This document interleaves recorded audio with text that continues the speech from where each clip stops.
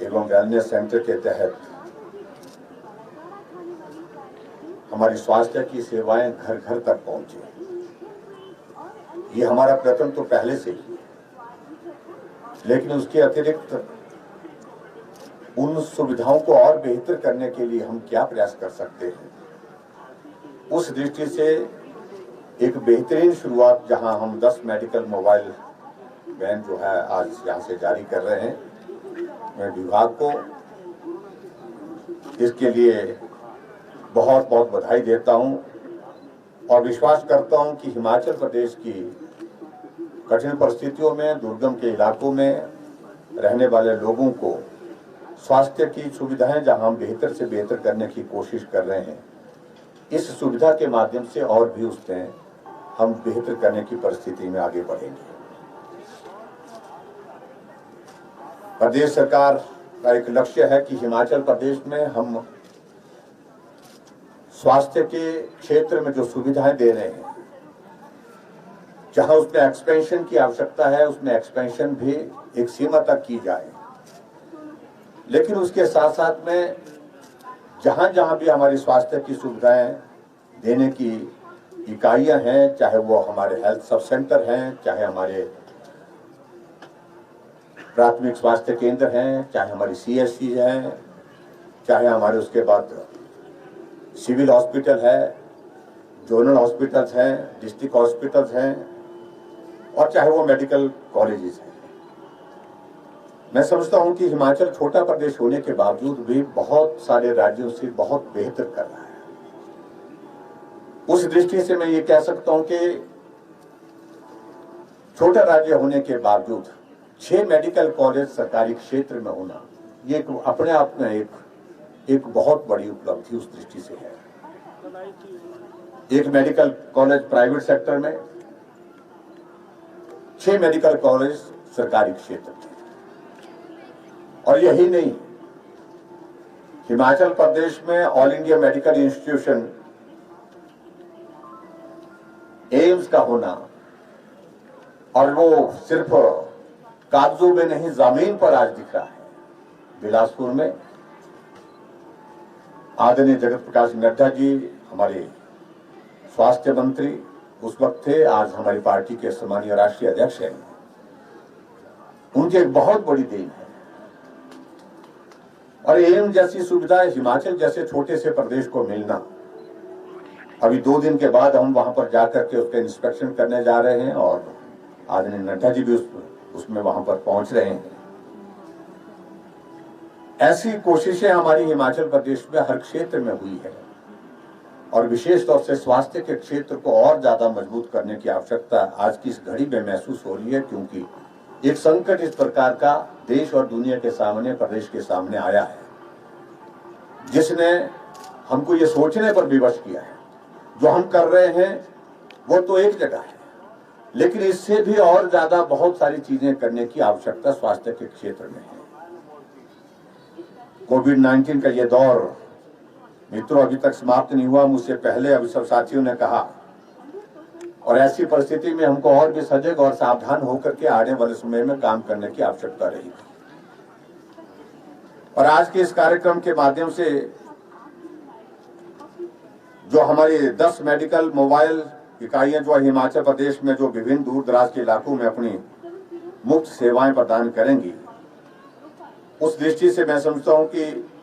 विभाग का एक बहुत अहम कदम उस हमारे स्वास्थ्य के क्षेत्र में जो है वो दूर दराज के इलाकों को स्वास्थ्य की सुविधा बेहतर देने की दृष्टि से है। और मुझे इस बात की भी प्रसन्नता है कि जैसे बताया गया कि 6 अतिरिक्त जो है हमारी जो और भी गाड़ियां जो ट्यूबरकुलोसिस की बीमारी का ठीक प्रकार से डिटेक्शन समय पर हो, इलाज समय पर हो और जागरूकता की दृष्टि से और सारी चीजें लोगों तक पहुंचाने के लिए, उस दृष्टि से एक और पहल जो है वो जो 6 अतिरिक्त जो है वो वैन देने के लिए एक और निर्णय किया गया है, उसके लिए भी मैं बहुत बहुत बधाई देता हूं। और मुझे इस बात की भी प्रसन्नता है कि इस पर्टिकुलरली इस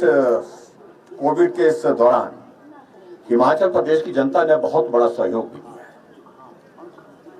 जो दिशा निर्देश सरकार की ओर से विभिन्न समय पर हम बताते गए,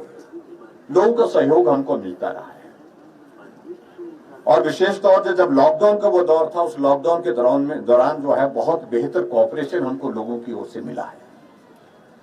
और उसका एक परिणाम ये रहा कि बाकी राज्यों की तुलना में हिमाचल प्रदेश में कोविड मैनेजमेंट जो है बहुत बेहतर करने में हम सफल भी हुए। लेकिन थोड़ा इस विषय को लेकर के चिंता का विषय आज की तारीख में हमारे सामने जरूर है कि जब से हमारा ये अनलॉक फेज शुरू हुए हैं, हमारी इंटरस्टेट मूवमेंट जो है वो खुली है, उसके पश्चात कुछ मामलों में बढ़ोतरी हुई है। कोविड के मामलों में विशेष तौर से हिमाचल प्रदेश में बढ़ोतरी हुई है, जो स्वाभाविक रूप से हमारे लिए चिंता का विषय भी है। और चिंता के विषय के साथ साथ में हमें इस बात के लिए भी सतर्क करता है कि अभी और ज्यादा सावधान होकर के काम करने की आवश्यकता है। मेरा आपके आज के इस कार्यक्रम के माध्यम से प्रदेश की समस्त जनता से विनम्र निवेदन है कि इस कोविड-19 के इस वायरस को लगभग जो है जब चाइना से शुरू हुआ था, इसका 1 वर्ष का कार्य, एक वर्ष इसको पूरा होने जा रहा है, हो ही गया। लेकिन 1 वर्ष बीतने के बावजूद भी अभी तक इसका ना तो वैक्सीन निकल पाया है और ना ही अभी तक इसकी कोई दवाई निकल पाई है। डॉक्टर, साइंटिस्ट सब इस प्रयत्न में है, इस प्रयास में है कि हम जल्दी से इसका वैक्सीन निकालें, इसके लिए कोई दवाई निकालें। लेकिन साल बीतने के बावजूद भी ये परिस्थिति हमारे सामने उस रूप में अभी तक नहीं है कि हम दावे के साथ कह सकते हैं कि इसका ये इलाज है। ऐसी परिस्थिति में मेरा सभी भाई और बहनों से इस बात के लिए विनम्र निवेदन है कि जो हालात हैं, जो परिस्थितियां हैं, जिस प्रकार कोरोना के मामलों में आज की तारीख में बढ़ोतरी हुई है, रास्ता एकमात्र है, हम सावधानी बरतें, हम मास्क पहन करके जाएं, हम मास्क पहनने के अतिरिक्त सोशल डिस्टेंसिंग के साथ काम करें, अनावश्यक रूप से भीड़ वाले इलाके में ना जाएं, भीड़ का हिस्सा ना बने। और विशेष तौर से इन दिनों में जब त्योहार का ये सीजन चला है, शादियां चली हैं, ऐसी परिस्थिति में विशेष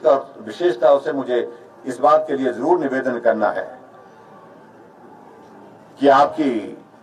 सारी भावनाओं का हम सम्मान करते हैं, लेकिन फिर भी भीड़ अगर जितनी भी कम हो सके, भीड़ का अभिप्राय मेरा यही है,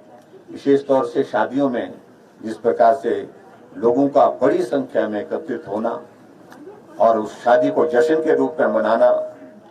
वहां नाच गाना भी होता है, डीजे भी होता है, नाटी भी हो रही है, जिसके कारण सोशल डिस्टेंसिंग जो है वो नहीं हो पा रही है और उसका परिणाम ये है कि मामलों में बढ़ोतरी हो रही है। मेरा भीषण विनम्र निवेदन है सभी प्रदेशवासियों से इस बात के लिए कि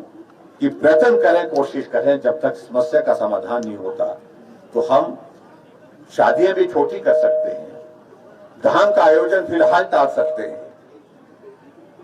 और खास तौर से जब सेलिब्रेशन की जब बातें आती है, नाच गाने की बातें आती है, नाटी भी हम बाद में कर सकते हैं, डीजे भी हम बाद में कर सकते हैं। पहली हमारी प्राथमिकता कोरोना से समाज को, अपने को बचाना, ये हमारी प्राथमिकता होनी चाहिए। इसको व्यवहार में लाने के लिए प्रयत्न करें, प्रयास करें। यही मैं आज के इस कार्यक्रम में जरूर कहना चाहूंगा। और एक बार फिर से जीवन धारा मोबाइल स्वास्थ्य और कल्याण विभाग की ओर से हमारे जो एक प्रयत्न जो किया गया है और इसमें जो डॉक्टरों द्वारा निःशुल्क परामर्श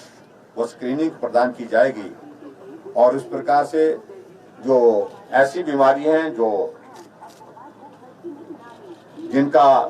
कई बार समय रहते जो है उनका मालूम नहीं हो पाता, समय पर उनकी डिटेक्शन नहीं हो पाती, जानकारी नहीं हो पाती, उन बीमारियों का समय रहते जो है लोगों तक जानकारी में पहुंच सके और उस व्यक्ति को उसको क्या बीमारी है उस सारी चीज की भी जानकारी मिल सके ताकि समय पर उसका इलाज हो सके। उसमें मुझे लगता है कि ये जीवन धारा की हमारी ये योजना बहुत कारगर साबित होगी। उस दृष्टि से मैं एक बार फिर से सभी विभाग के सब साथियों को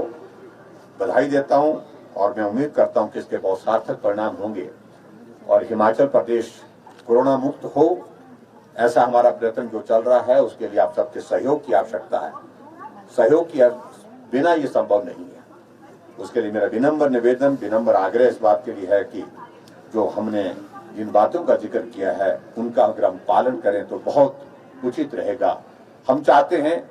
हर हिमाचल वासी